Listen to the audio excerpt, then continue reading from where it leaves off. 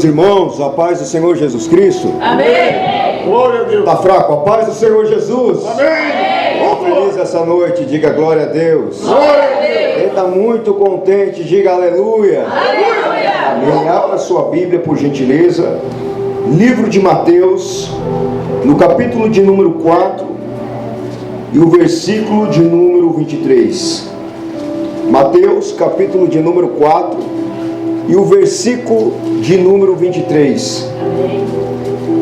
Quem encontrou, diga: eu vou morar no céu. Eu vou morar no E céu. quem não encontrou ou não trouxe a Bíblia Sagrada, aí diga: eu também vou morar no céu. Eu também vou. Aleluia.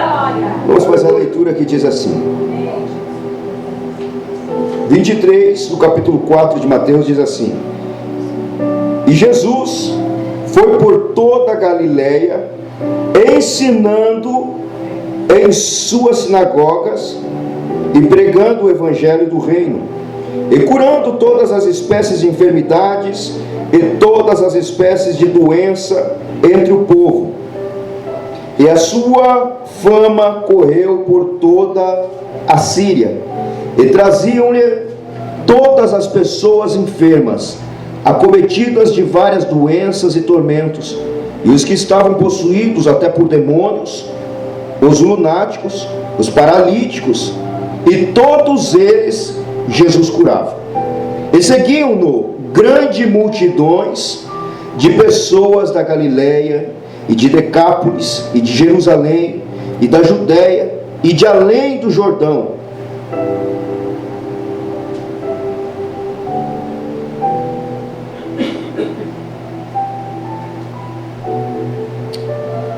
Vou repetir o versículo de número 25 como encerramento, que diz: E seguiam-no grandes multidões de pessoas da Galileia e de Decápolis e de Jerusalém e da Judéia e de além do Jordão.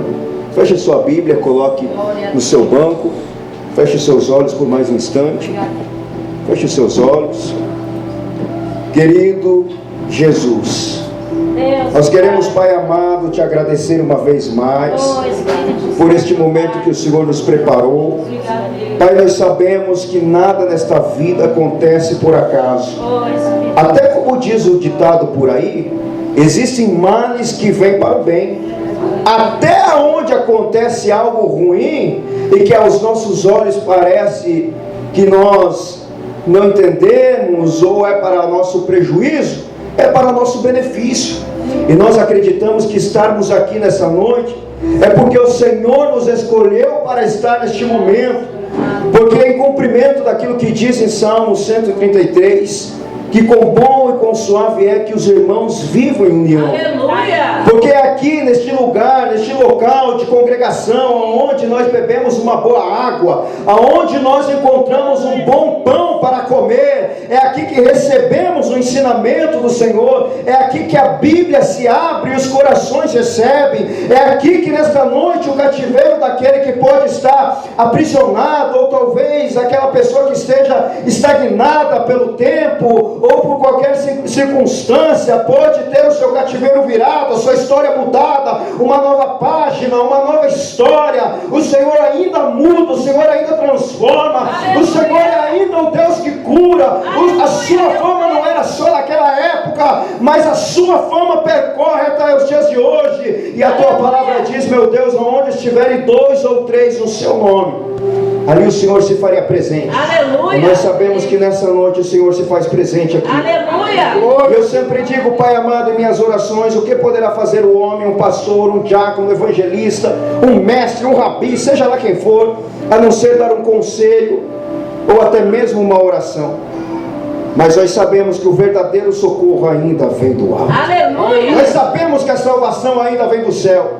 Aleluia. Por isso, Pai amado, se o Senhor não fizer alguma coisa por esta vida aqui nesta noite, homem algum poderá fazer. Nós acreditamos no seu poder. Amém. Em nome Aleluia. de Jesus Cristo, leva cativo agora a nossa concentração, nossa atenção. Eu declaro toda a minha hipossuficiência e que nessa noite eu possa ser um bisturi, como um instrumento na sua mão, como é um bisturi na mão de um médico, em nome de Jesus Cristo. E todos dizem amém. Olha para essa pessoa querida e diga: te assenta na presença do Mestre. Assenta na presença do Mestre. Aleluia, Jesus. Queridos irmãos, quero externar a minha alegria de estar aqui mais uma vez, pastor Gerson.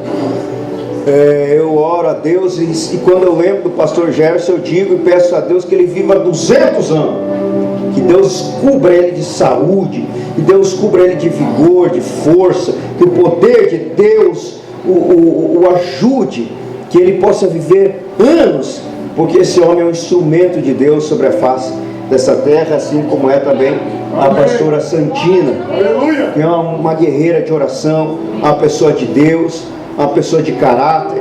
Eu costumo dizer que pouco importante é os dons, o talento, ou as habilidades de uma pessoa. De nada serve tudo isso se você não tiver os frutos. E os frutos falam de caráter. O que me adianta eu ser um cara talentoso e pregar o Evangelho com grande talento e eu não ter o caráter de Cristo imbuído dentro do meu coração? O mais importante é o caráter, o mais importante é o amor. Exale o amor. Por isso o Evangelho é simples. O Evangelho é: abençoe e você será abençoado, ame e você será amado, estenda a mão para quem está passando pela necessidade ou dificuldade, e uma mão lá em cima lhe será estendida. Tenha misericórdia de um pequenino ou de quem quer que seja, e quando você precisar da outra, Deus estenderá misericórdia sobre a sua vida. O Evangelho é: perdoe quem quer que lhe ofenda. E quando você precisar do perdão do alto, os braços de Deus estarão abertos para você, dizendo: venha cá, meu filho amado, porque eu estou contigo. O Evangelho é isso. Ajude e você será ajudado. Amém, aleluia. Amém? Então, deixo aqui minha saudação, o meu prazer de estar aqui mais uma vez. A minha companheira que agora sumiu com o meu nenezinho, que está sempre junto comigo. Queridos irmãos, o texto que lemos fala do livro de Mateus, da história de Jesus. A Bíblia está nos relatando os seus feitos. A Bíblia fala que Jesus palmilhou sobre a face dessa terra. Por onde Jesus passava, ele fazia prodígios, milagres, sinais. Jesus, ele ficou afamado pelos seus ensinamentos. Os ensinamentos de Jesus, eles são como se fosse um princípio atemporal. O que é um princípio atemporal? É, por exemplo, a ideia de humildade lá no passado, lá nos rincões dos tempos remotos, é a mesma ideia nos dias de hoje. Ele não se perde no tempo.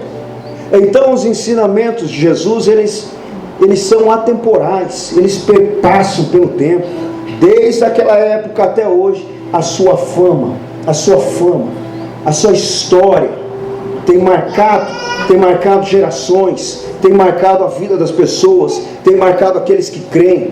É por isso que as Escrituras Sagradas diz que tudo é possível para aquele que crê. Aquele que não crê, a Bíblia diz, já está condenado. Porque nós entendemos que tudo que entra na vida de uma pessoa que crê em Deus, e tudo que sai da vida dessa pessoa, tudo que acontece, ou é pela vontade soberana. Deus quis que isso acontecesse, assim como aconteceu na vida de Jó. Deus disse: Jó, vai acontecer isso aqui, assim, assado na vida de Jó. Ele quis que acontecesse, ele permitiu que acontecesse, mas ali era a vontade soberana de Deus agindo. É quando Deus intervém na história das pessoas, daquele que crê. Mas tem também a vontade permissiva, que Deus olha e vê o seu filho tropeçando e quicando e caindo, mas ele diz, ele manda os anjos ficar tudo caladinho, fique parado. Vamos ver como é que ele reage diante dessa situação. Vamos ver se ele vai se levantar, ou ele vai cair no chão, ou vai se rolar, ou vai espernear, ou vai chorar. Vamos ver como ele se comporta. E Deus está lá do céu olhando para aqueles que creem, e ele está vendo como é que o Dayan vai se sair diante deste desafio. Como é que ele vai reagir diante desse teste? Como é que ele vai encarar essa problemática? com reclamação, com murmuração, como todas as demais pessoas, ou ele vai se tornar alguém incomum, que tendo todos os motivos para reclamar, ele faz o contrário, ele começa a agradecer e render louvores a Deus. Uma pessoa que consegue render louvor a Deus e adoração, mesmo em meio às circunstâncias difíceis, é uma pessoa que consegue atrair o coração de Deus. E as Escrituras, o texto que nós lemos está mostrando que Jesus estava sendo cada vez mais afamado pela sua história, pela sua trajetória, pelos seus ensinamentos, por tudo que ele vinha fazendo. Jesus não era apenas um mestre em suas palavras, mas Jesus era um mestre em sua praticidade. Não adianta eu ser um grande orador, não adianta eu ser um grande pregador de boca, não adianta eu ser um grande cristão em minhas palavras ou em cima de um púlpito, se eu não levar isso para dentro da minha casa. Não adianta eu ganhar todo mundo dentro da igreja e eu perder a minha casa. Não adianta eu ser bom para as pessoas lá fora e dentro de casa não ser bom, e vice-versa. Não adianta eu ser apenas um cristão dentro do meu lar ou dentro da igreja, onde o sal já está, onde já há muito sal. Não adianta mais sal onde há sal. Nós precisamos sair para fora. É por isso que a palavra igreja do grego significa ekklese, significa de dentro para fora. Nós viemos aqui dentro para comer uma boa palavra, para nos edificar, para aprender dos ensinamentos, para receber esse poder. E a palavra de Deus diz que todo aquele que crê receberá do poder dos sinais e fará ainda mais do que Jesus já fez. E então nós irmos para fora e lá fora pregar o Evangelho. Mas que a nossa maior pregação não seja extraída de nossos lábios, mas que seja exalado de nossos gestos, de nosso comportamento, de nosso modo de agir. Sabe, você vê um índiozinho na rua, em Blumenau não tem tanto disso, mas lá em São Miguel era cheio, né, pastor? Era cheio de índiozinho.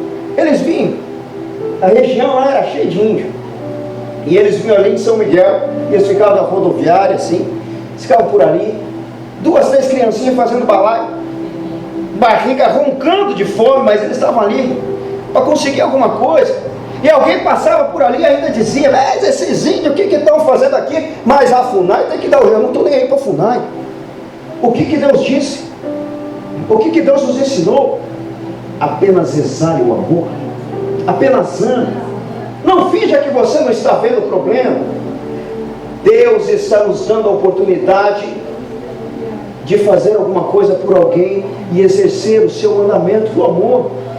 Ah, mas você não vai mudar o mundo. Não preciso mudar o mundo, eu só preciso aliviar a dor de um aflito. E quando eu estiver bem aflito, eu sei que Deus vai olhar para a minha angústia, eu sei que Deus vai estar ali comigo. E Ele diz a sua palavra: tive fome e não me deste de comer, tive sede e não me deste de beber, eu precisei de vestes e ninguém me deu uma roupinha, um traje, eu precisei de uma ajuda e ninguém me estendeu a mão. E vocês dirão: quando é, Senhor, que o Senhor bateu na nossa porta e que precisasse de tais coisas? Jesus disse: quando um dos meus pequeninos, e que vocês viram que precisavam de algo, e vocês ignoraram e não ajudaram essa pessoa, quando eles estavam ali, era eu presente naquela pessoa. Aleluia. Então Jesus está olhando, é um cenário, o mundo é um cenário, é um grande cenário. Então, exalar amor. Um dizinho está com fome? Tem um pastelzinho? Tem uma padaria aqui. Vamos quebrar o espírito da vergonha, vamos quebrar o espírito da timidez. As pessoas não têm vergonha de jogar praga, de brigar, de contenda, de confusão. Elas não têm vergonha de quebrar o papo, mas elas têm vergonha de estender a mão para quem precisa. Escute aqui, um dizinho. Vamos junto comigo ali dentro da padaria. Ah, mas os outros vão me ver. O que vão dizer? Eu não me interessa com os outros. A Bíblia diz, desse quadrado, a Bíblia me ensina, desse quadrado para cá é eu e Deus. Do quadrado para lá é o in de Deus. É a pessoa debaixo da ponte de Deus. Ah, mas é um drogado. Não interessa, irmão. Apenas olhe para ele como alguém que ainda não cruzou a ponte. É só alguém que não deu a volta ainda. é só alguém que precisa ainda mais de clamor e de ajuda e de oração. Se ele está vivo, ainda há esperança para ele. Poderia ser o seu filho, poderia ser o seu pai, poderia ser alguém da sua família. Então, quando eu olho para uma pessoa dessas, eu preciso dizer: meu Deus, o que eu posso fazer agora? Será que eu posso dar um pão que seja? Será que eu posso oferecer uma água ou um suco? Sente aqui, dê o melhor, faça como você faria para alguém da sua família. Sente, e pode cuidar que a pessoa que está atendendo já vai ficar com o olho arregalado desse tamanho. Você pode dizer, colocar a mão na cara dessa pessoa e dizer: não, fique tranquila, por minha conta, eles vão comer o que eles quiserem. E você ali abençoa e sai, e ali você deixou um legado. Jesus era um rei que exercia a praticidade. Ele não apenas ensinava, mas ele fazia. A sua fama percorreu, porque um dia ele colocou a toalhinha nas costas e ele disse: não são vocês, mas sou eu que vou lavar os vossos pés. E ele começou a lavar o pé de Pedro, e Pedro disse: não, pelo amor de Deus, não é você que tem que lavar os meus pés, mas sou eu que tenho que lavar os seus. E Jesus disse: não, aquele que é o maior deve servir aos outros. Qualquer que quiser ser o grande, então que seja o menor e que venha servir a todos. Ele dá um grande ensinamento de humildade. Ele estava dizendo com isso: não seja arrogante, não seja prepotente. Eu posso dizer porque eu sou o rei, mas em contramão disso, eu estou me humilhando, me fazendo pequeno. Jesus se equiparava às pessoas. A mulher pega no adultério, todos com pedras nas mãos. Ele disse: não julgueis, para que não sejam julgados. E a Bíblia diz em Mateus capítulo 7, em seus versículos em seguida, que com a régua que você medir os outros, vós também sereis medidos. E você mede todo mundo, né? Aquele lá, Deus, ali é um vagabundo. Mas andar desse jeito aí, pelo amor de Deus. E não se esqueça que com a mesma boca que você denuncia, um dia você pode ser testado. Cuidado para a sua régua não ser muito grande ou muito alta na hora de medir as pessoas. E a palavra continua dizendo que primeiro você tem que limpar a trave, tirar a trave do seu olho, para então se preocupar em ajudar a tirar o cisco do olho daquele irmão que não está enxergando. Mas veja que as escrituras não estão dizendo: tira a trave para depois julgar. Agora você pode julgar porque você tirou a trave do seu olho? Não, a Bíblia diz: tira a trave, para que então você possa estender a mão e ajudar aquele que está passando por uma situação complexa. Aleluia. Jesus, ele não ficou de pé, ele se ajoelhou. E por que ele se ajoelha diante daquela mulher que foi pega em adultério? Para se equiparar a ela. Ele desceu, ele podia olhar de cima, mas não, ele ajoelhou, ele olhou nos olhos dela e não precisou uma única palavra. O simples gesto de Jesus fez com que aquela mulher mudasse da noite para o dia, como da água para o vinho. Ela mudou a sua vida e foi uma grande pregadora da palavra. E já não era mais aquela que foi pega em adultério. Agora começou a ganhar pessoas para Jesus, porque ela sentiu o poder do perdão, ela sentiu o poder da graça. Nós precisamos levar para as pessoas essa praticidade. Nós precisamos levar para as pessoas mais amor, mais graça, mais misericórdia, mais bondade de Deus. Nós precisamos parar de ficar trazendo juízo, fazendo fofoca, condenando, sentenciando, batendo, judiando, falando com a nossa palavra como se fosse um chicote que pega. Não. Jesus está dizendo: está na hora de exalar o amor, está na hora de dizer: tem chance para você. E por pior que pareça a sua situação, há um Deus no céu que olha para ti e está com as mãos estendidas. Aleluia! Glória! Aleluia! Já tem gente demais no mundo julgando. É verdade. Já tem gente demais batendo. Mas você não vê o que ele fez, não me interessa. Eu estou fora. É Ele e Deus. Verdade. O meu papel é outro. Vamos levar para a oração. Apenas ore, apenas abençoe. Glória. A sua função no mundo é ser um filho da luz. Aleluia. A Bíblia diz que nós estávamos em treva, e quando conhecemos Jesus, viemos para a luz. E no reino da luz você se torna um filho da luz. Um filho da luz. E sendo um filho da luz, agora as suas práticas são de luz. Você já viu um filho da luz judiando, batendo, condenando, fazendo tudo que é tipo de prática de loucuragem, pancadaria? O cara do trânsito, Deus o livre, ele sai do carro, vem aqui que eu pego o facão. Meu Deus, que papo é esse? Um filho da luz não tem dessas coisas. Um filho da luz, ele ainda pode estar até com a razão, mas ele tem tanta sabedoria no coração, ele está cheio da luz, que ele diz: vai em paz, querido, desculpe. Porque ele entende que no reino, às vezes se perde para ganhar. Você entende? No reino é o contrário, perder para ganhar. Parece que tu está perdendo, mas a verdade é que você está ganhando, porque você está usando das ferramentas de Jesus Cristo. Aleluia! E eu elenquei aqui pelo menos 5 pontos do ensinamento de Jesus, desses ensinamentos que nos levam a ter uma vida próspera, uma vida de sucesso, uma vida da qual sonhamos, uma vida da qual nós venhamos viver a plenitude, o propósito, viver em paz. Todo mundo tem sonho, todo mundo quer casa própria, todo mundo quer uma vida melhor, todo mundo quer chegar no lugar mais alto, e não há pecado nenhum nisso, não há nada de errado nisso. O pecado está na ganância. Ganância, o que significa ganância? É querer vencer a todo custo, ainda que eu tenha que pisar em alguém para chegar em algum lugar. A ambição é diferente da ganância, porque a ambição significa muita vontade de conquistar. É diferente. A avareza é o contrário. A avareza já é aquela pessoa que fecha a mão. Deus o livre, não pode nem tocar. Deus o livre, um pila. É uma pessoa avarenta. Jesus não quer nós nesses extremos. Os seus ensinamentos são para a nossa plenitude. A Bíblia diz que já fomos abençoados com todas as sortes de bênção. Se encontra no livro de Efésios, no capítulo 1, em seguida diz: e vós já fostes abençoados com todas as sortes de bênçãos nas regiões celestiais. Então você faz uma lista daquilo tudo que você quer, você desenha, você entra em espírito. Quando eu digo entra em espírito, aonde os lugares que você gostaria de estar, você desenha isso na sua mente, você se vê lá dentro. Eu cheguei em Blumenau com 2 malas, eu conto essa história. Eu peguei dinheiro emprestado com um amigo, eu morei 3 meses na casa de um amigo, depois morei de favor em outro lugar, dormia dentro do escritório, comia ovo, manhã, tarde e noite, só ovo,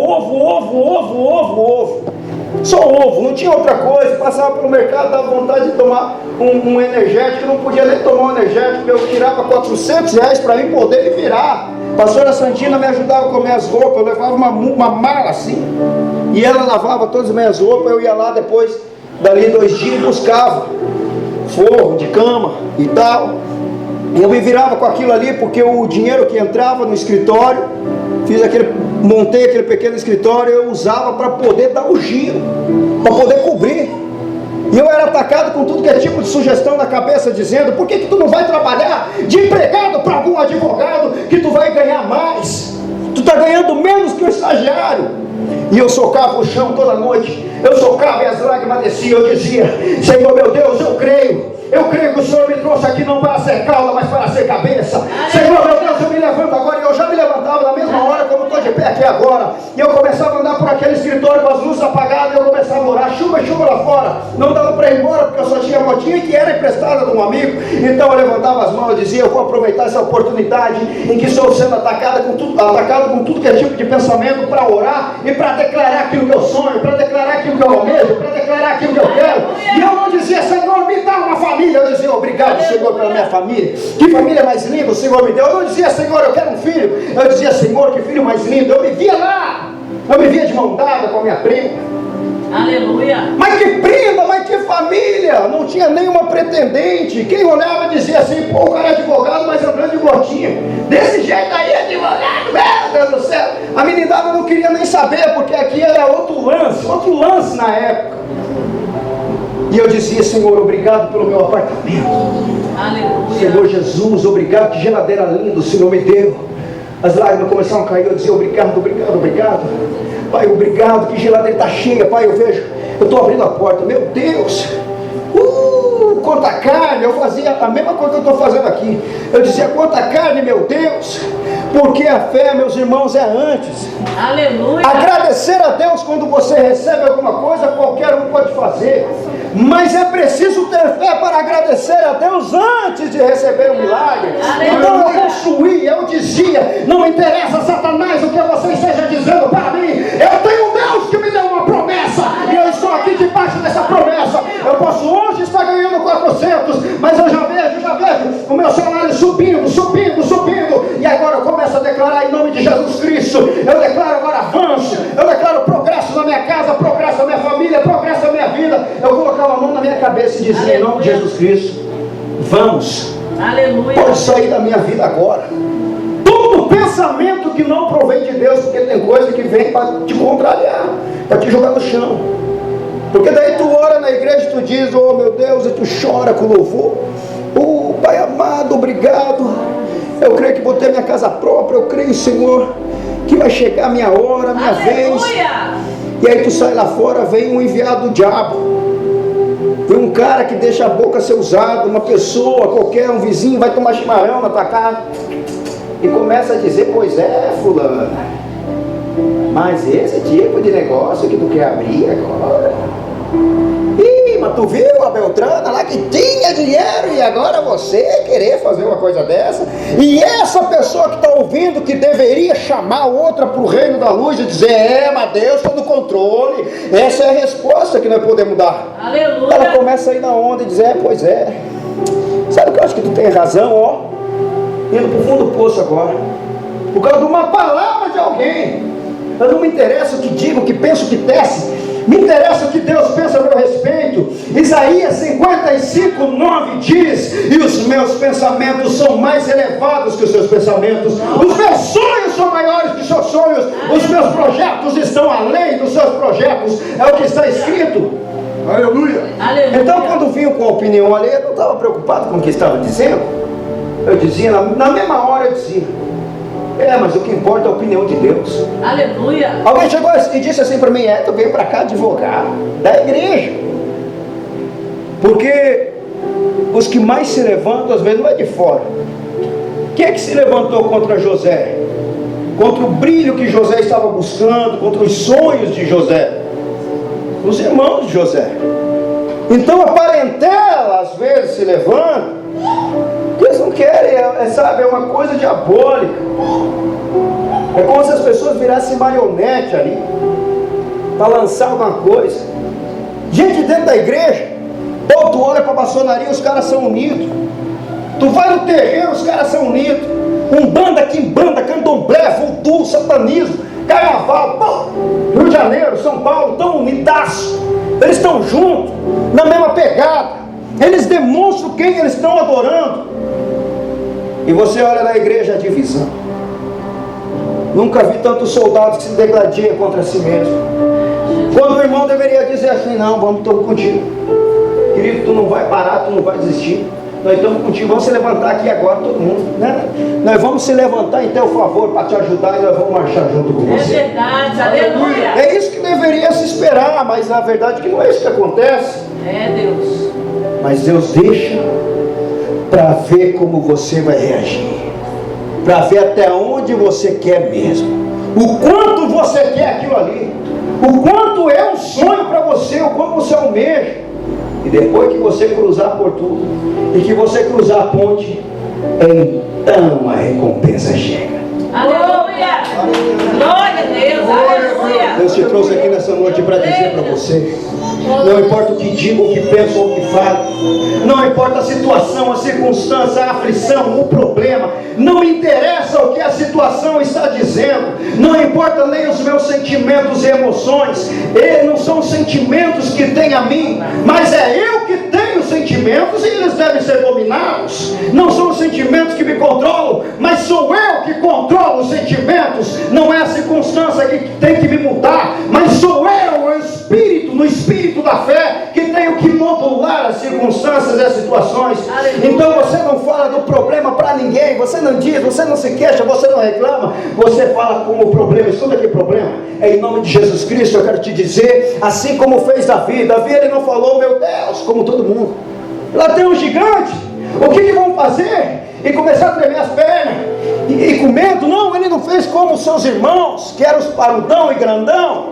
Mas ele chegou lá e ele disse: quem é esse incircunciso que afronta o Deus vivo, que afronta o Deus deste povo? E quando ele chegou na área do combate, a melhor coisa que aconteceu na vida de Davi foi ter enfrentado o seu gigante. Eu aprendo que nós precisamos enfrentar o nosso gigante. Aleluia. Davi chegou ali e ele disse: escuta aqui, gigante, tu vens contra mim com espada, lança e escudo, porém eu vou contra ti no nome do Senhor dos Exércitos. Ele não disse: eu vou contra ti com o escudo que tem. Alguém até chamou ele, o rei da época, Saul. Bote aqui a armadura. Essa aí é a minha armadura. Se você vencer, é por causa dela que você está vencendo. Ele não conseguiu usar a armadura, porque o que é para você, Deus tem reservado, e não é o que é dos outros que lhe cabe. O que é teu é teu. Eu creio, Jesus. E ele disse: não, pode deixar essa armadura, porque o meu Deus é comigo. Aleluia. Ele enfrentou aquele problema. Glória a Deus. Ele enfrentou Aleluia. aquele gigante. Ele deu uma pedrada. Glória. E o gigante morreu. Aleluia. Glória. A pergunta que eu faço é: qual é o seu gigante? É o dia do enfrentamento. Nós não podemos fugir do problema. Entre todos os ensinamentos de Jesus, Ele sempre nos ensinou a nunca arredar o pé da arena de batalha. A Bíblia diz que Ele estava no Gólgota suando sangue. O sangue, imagine por que uma pessoa sua sangue, segundo a neurociência e a psicologia, é porque é um estado de pressão e tentação terrível, que a pessoa já não soa mais normal, ela soa sangue, é muita angústia. Angústia. Sabe quando você perde alguém que você ama? Aquela angústia dobrado, triplicado, aquela angústia, aquela coisa. Jesus soou sangue, ele sabia que estava próximo de ir para a cruz, mas era o propósito que precisava se cumprir. Ele precisava se entregar para que o povo recebesse, para que ele cumprisse, para que ele se fizesse maldição, para que então nós fôssemos bênçãos, para que ele se fizesse derrotado, para que então nós recebêssemos a vitória e fôssemos vencedores. E ali ele combateu. É como se ele dissesse: ainda que eu tenha que suar sangue, não vou me dobrar. Aleluia. Glória a Jesus. Glória. Aleluia. Jesus te trouxe aqui nessa noite para dizer: o Evangelho é mais simples do que parece. O Evangelho é poder de resistência. Amém. Sabe quem é que vence? Quem vence não é quem dá pancada. Vencedor é aquele que toma pancada, mas não se dobra. Aleluia. Lace em Jesus. E ele dizia: pode dar. Dale. Glória. Dale, porque aqui tem peito. Dale, porque aqui tem ombro. Dale, porque aqui aguenta. E como ovelha muda, ele foi ao matadouro. Ele suportou, ele aguentou. E o laço comendo atrás dele. Mas ele disse: eu não vou me dobrar, eu vou resistir. Aleluia. Glória a Deus. Aleluia. A verdadeira fé não é aquela que diz que a fé do sucesso, que vou conquistar. Essa fé é válida, a fé da conquista, do sucesso. Mas a verdadeira fé é aquela que diz: ainda que eu passe pelo vale da sombra da morte, não temerei. A verdadeira fé é aquela que suporta. A verdadeira fé é aquela que enfrenta a pressão. Aleluia. A verdadeira fé é aquela que aguenta apesar dos pesares. Aleluia. Não importa o que aconteça. Glória. Não importa o que digam. Aleluia. Vão ter que me matar.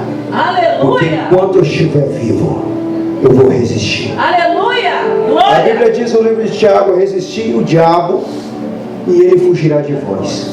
Vamos trocar a palavra diabo, vamos colocar resistir à tentação, Aleluia. resistir o mal, resistir à corrupção, resistir ao adultério, resistir à traição, resistir a tudo aquilo que seja negativo.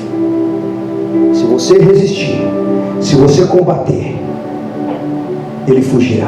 Aleluia. E Deus te estenderá a sua Aleluia. bênção, o seu poder sobre a sua vida. Aleluia. Deus é fiel. Se Aleluia. coloque de pé, por gentileza. Jesus ensinou sobre o que é humildade. Ele ensinou humildade.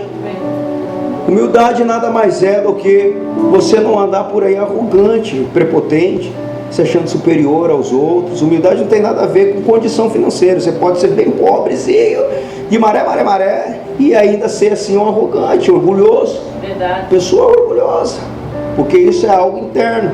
Você pode ser um milionário e ser humilde. Assim como o Ronaldinho Gaúcho, por exemplo, que eu vi que o cara tem muito dinheiro, mas ele vem atender as pessoas carentes ali de Porto Alegre, no lugar onde ele nasceu, porque ele é dele isso, não precisava fazer isso. Por quê? Porque a humildade é a responsável por abrir portas para nós. Você quer porta aberta na sua vida? Obrigado, pessoal. Humildade. Humildade, ela abre portas. Humildade para fazer amizade, chegar nos lugares e você está pronto para cumprimentar as pessoas com um sorriso, com um aperto de mão. O segundo ponto que Jesus nos ensina é gratidão. Você tem que ser grato. Tem pessoa que só reclama. Tem tudo e mais um pouco. Você já viu? Mas reclama, meu Deus do céu, para dar com pau. Abre o roupeiro e diz: ei, não tem roupa.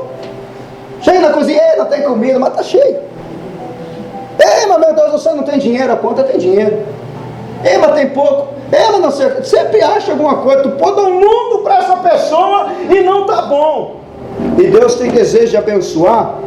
Tem desejo que essa pessoa seja próspera, abençoada, assim como Ele fez com Abraão. Porque todos os da fé são prósperos, vão ser abençoados, porque é o espírito da fé. Mesmo que andou com Abraão, que saiu ouvindo uma voz. Mas não pode, porque